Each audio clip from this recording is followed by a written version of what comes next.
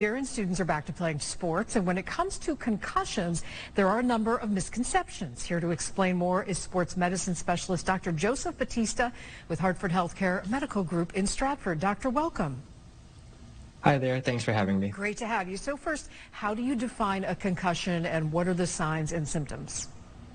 So a concussion refers to a mild traumatic brain injury, along with the symptoms that typically follow.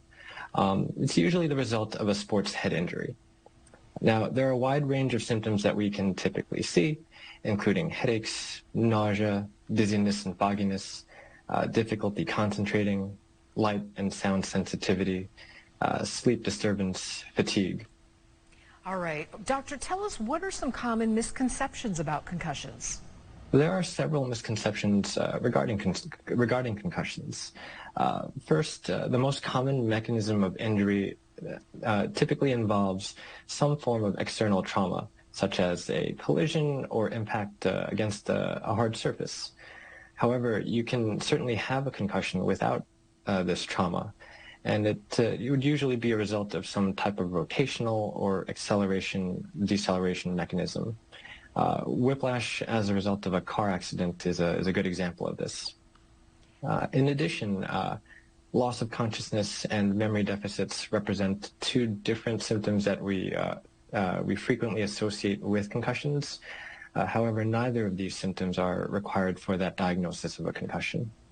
That's interesting. I wouldn't have thought of whiplash. All right, doctor, tell us, how is a concussion diagnosed?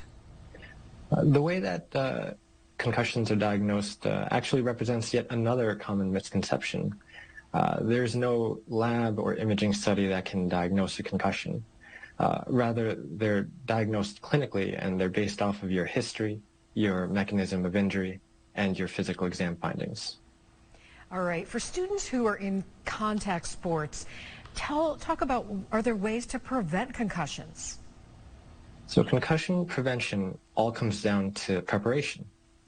Ensuring that your helmet, your pads, your protective gear all fit properly, it's essential, as these represent the first line of defense when protecting yourself against concussions.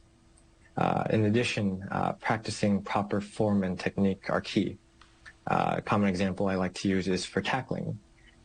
When tackling, the tendency is to drop your head, and that leaves your head vulnerable to injuries such as concussions. The proper form is to keep your head elevated, which will minimize these injuries. All right, final question, doctor. How do you treat a concussion? So the treatment for concussions is simple, yet can be quite difficult, as it involves both physical and cognitive rest. For physical rest, light activity is all right, as long as you're not fighting significant symptoms to do so. A good example of this would, it would be taking the dog for a walk around the neighborhood. For cognitive or mental rest, this includes giving the brain a chance to rest and recover. Strategies can include limiting screen time and possibly adjustments to the school schedule during this recovery period. An example of this would be allowing for more time during an exam, or even delaying an exam if our athletes are experiencing significant symptoms. All right, we are out of time. Joseph Bautista with sports medicine specialist with Hartford Healthcare Medical Group. Thank you. Great information. No problem at all. Thanks for having me.